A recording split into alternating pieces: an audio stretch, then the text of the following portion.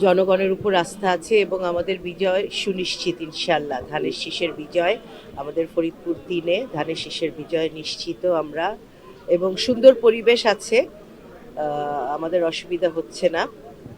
2008 সালের পরে কোনো নির্বাচনও হয়নি দেশে। নির্বাচনের নামে যে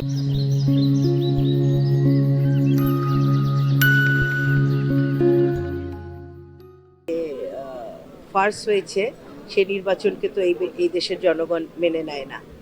তো আমার এখানে যতদিন সুষ্ঠু নির্বাচন হয়েছে, ধানের শীষের প্রার্থী ছিলেন আমার আব্বা, এবং উনি নির্বাচিত হয়েছেন, এমপি হয়েছেন, মন্ত্রীও হয়েছেন।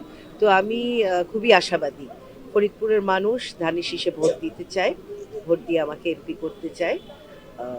তো সেই জন্য আমি খুবই আশাবাদী। মানুষ আসলে এত বছর নির্বাচনের নামে মানুষের সাথে যে তামাশা হয়েছে, মানুষ এখনো কিছুটা বিভ্রান্তিতে আছে আসলেই কি সুষ্ঠু নির্বাচন হবে কিনা। কিন্তু এবার তো আওয়ামী লীগ নেই, ফ্যাসিস্ট আওয়ামী লীগ নেই।